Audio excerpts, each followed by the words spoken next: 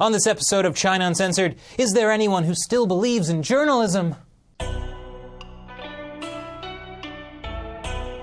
Hi, welcome to China Uncensored. I'm your host, Chris Chappell. You know, it's hard out there for newspapers. According to the Pew Research Center, newspaper subscriptions are declining fast, and ad revenues are falling too. So it's tough to make ends meet. Fortunately, there's at least one group that hasn't given up on Western journalism. The Chinese Communist Party. Yes, the Chinese state-run media is paying to place its propaganda in mainstream Western newspapers, like the Daily Telegraph, the New York Times, and the Wall Street Journal. Well, it's not exactly propaganda. Propaganda would be if a Chinese newspaper ran a story called something like, I don't know, "Wherever you look, red reigns supreme." But if you get a respected American newspaper to run the same thing, people think it's credible. So it becomes something that's more accurately called disinformation. That's when intentionally false or misleading information is planted in a way that would make people believe it. It was a technique masterminded by the Soviets, and it's been fine-tuned by the Chinese Communist Party. This is the latest piece of disinformation, a 5-page full-color spread published in the January 17th edition of the Wall Street Journal. Sure, it looks exactly like a bunch of news articles, but it's an advertisement. You can tell by the small text at the bottom of the page that says, paid by the Xinhua News Agency. And because it's selling us Xi Jinping's vision for a better world for all. Yes, China has a plan for you too.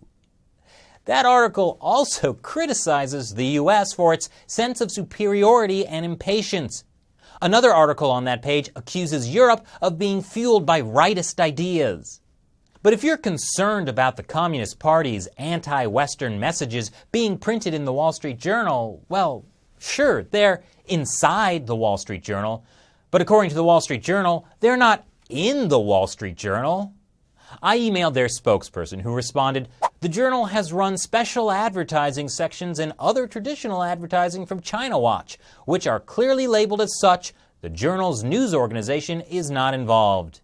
Basically, if someone pays them to run an ad, they're not responsible for what it says, even though they intentionally made the decision to include it in their paper, and it's clearly an attempt by an oppressive foreign regime to influence Americans. FYI, I also asked the Wall Street Journal if they'd be willing to run a full-page ad that praises Stalin. Strangely, they did not respond. And here's one of the most interesting things this 5-page Chinese ad is selling: blasphemy that masquerades as art. Yes, the Chinese Communist Party is a great art critic. After all, they spent decades eradicating traditional Chinese culture and twisting theater to their own political ends. So they know a thing or two. So what is this so-called blasphemy that masquerades as art that Chinese state-run media is criticizing? Why, it's Shenyun, a dance company that state-run media accuses of being linked to Falun Gong, aka Falun Dafa. Well, I am shocked to hear this terrible secret that no one knows, except for the fact that Shenyun explicitly says this on their own website. Shenyun is reviving 5,000 years of civilization, features the world's foremost classically trained dancers, and look, it was established by Falun Dafa practitioners in 2006. Whistle blown. What amazing investigative reporting from Chinese state-run media. If you've been watching China Uncensored for a while, you've heard me talk about the Chinese regime's weird obsession with slandering Shenyun. And if this is new to you, let me tell you why the Communist Party sees this Chinese-American dance show as such an enormous threat. Falun Gong practitioners are the people getting their organs harvested in China as punishment for doing this and this. Such a threat to social harmony, like yoga. And yet, and this is true, the Chinese regime has spent billions of dollars since the late 90s creating a global propaganda campaign to slander Falun Gong, including by planting disinformation in foreign newswire services like the Associated Press. Anyway, you can imagine that this latest Chinese state-run media / totally not Wall Street Journal article does not speak highly of Shenyun, calling it full of far-fetched themes that spare little effort in demonizing the Chinese government. Hey, demonizing the Chinese government is hard work. Unfortunately for the Chinese Communist Party, Shenyun is actually really popular. It plays to packed theaters every year in hundreds of cities around the world. I just saw their performance at New York's Lincoln Center last week. It sold out 4 shows in a row. So what's so blasphemous about it? Well, the show had about 20 dance and music numbers. Most depicted cultural and historic things from China, like a scene from Journey to the West. But some of them also show an awareness of modern China.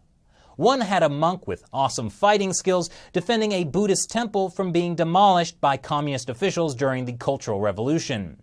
Another one showed Falun Gong practitioners standing up to the Chinese regime's persecution.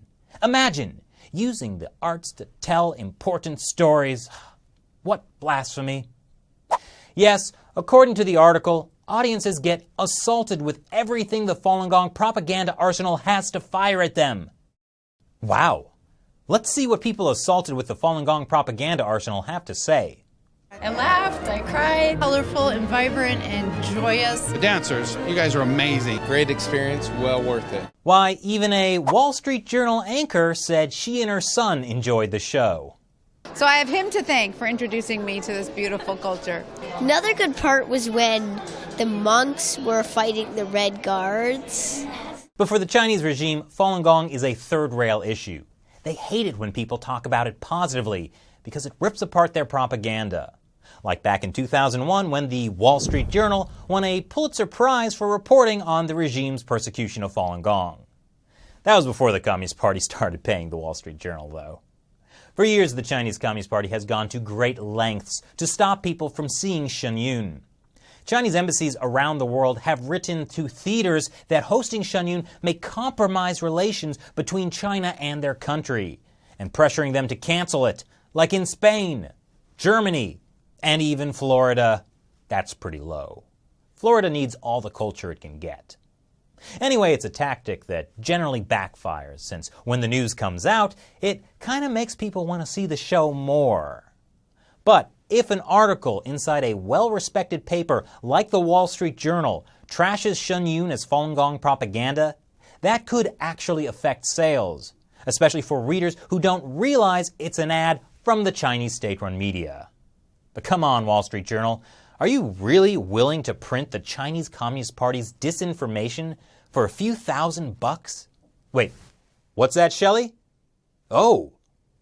The retail price for a full-page color ad in the Wall Street Journal is $354,000.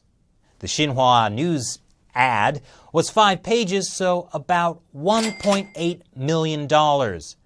I mean, I'm sure the Journal gave them a discount.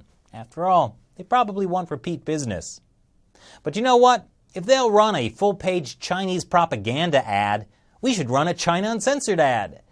Except I don't have $354,000, and that's maybe too ambitious of a Kickstarter campaign. Hey, who needs a newspaper ad anyway? Traditional media is dying. I have you, my 50-cent army. Yes, China Uncensored fans, I want you to spread the word about the show. Remember that wanted poster of me that someone created? Download it on this website. The link is in the description box below. Print out 10 copies, 20 copies, or as many as you can, and put them up in a populated area near you. Take a wide photo of one of the posters and send it to me at chinauncensored@gmail.com. Don't forget to tell me where you put it up, and we'll put those pictures on our Facebook page. This is gonna be awesome.